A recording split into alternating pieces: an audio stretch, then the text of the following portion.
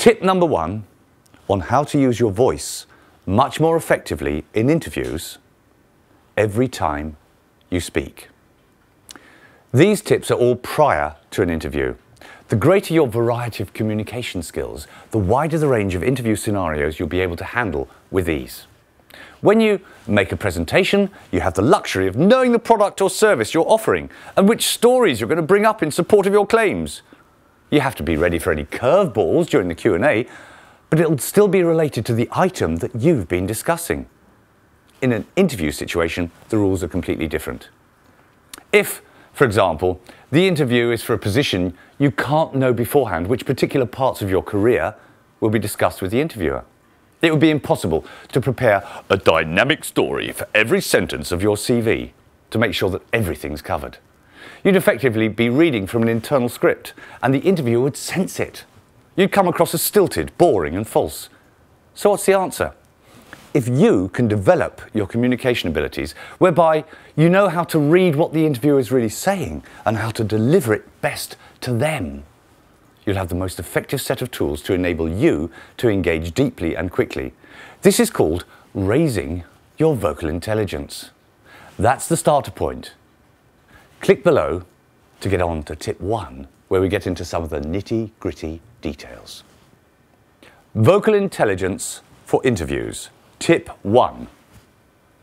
Pre-interview, the basics of preparing your voice. The sound of your voice affects you and everybody else who hears it. Great if you're Terry Wogan, hello there. Not so wonderful if you sound like Doc Cotton from EastEnders, especially if you want to be taken seriously in business.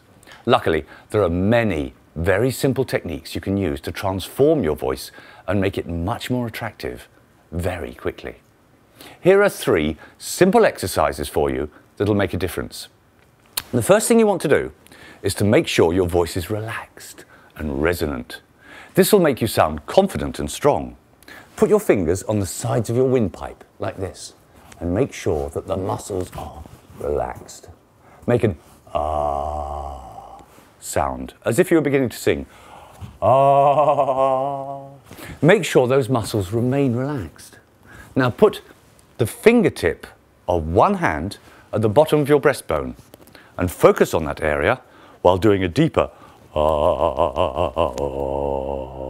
Notice I'm keeping my chin level. Keep your chin level and keep your lungs pretty full and make a falling sound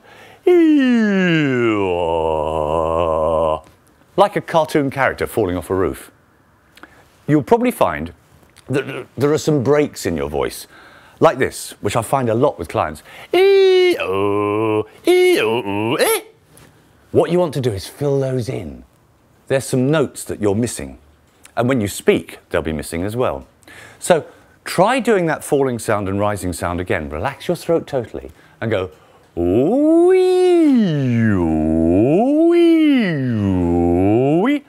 At first, I promise you, most people will get some It doesn't matter. This is exercise, not perfection. And the better you can relax those muscles and get your windpipe flowing up and down, then the more flexible the sound. So practice that for a few minutes, because once that sound's released, those sounds will start to be in your voice all the time when you speak.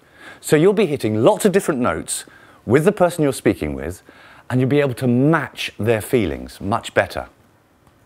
Now that you've got that resonance, if you've been practicing, and you've got a voice which goes up and down, the third most important thing to do with your voice is to get clarity. Find some tongue twisters on the internet, such as Peter Piper. Peter Piper picked a peck of pickled peppers. If Peter Piper picked a peck of pickled peppers, where's the peck of pickled peppers Peter Piper picked? The reason for doing that is to get faster and faster so that you can speed up and slow down when you speak. You've got to do it first without mistakes, as slowly as necessary. And then, when you're doing it without mistakes, get a knuckle, put it between your teeth, like this, and do it again. Peter Piper picked a peck of pickled peppers. What that does is train your tongue up to make it much better at being able to punch out the P sounds and the T sounds when you need them. If you want to know more after this, click on the link and go on to the Vocal Trademark Interview Techniques tip number 2, down there. Go for it.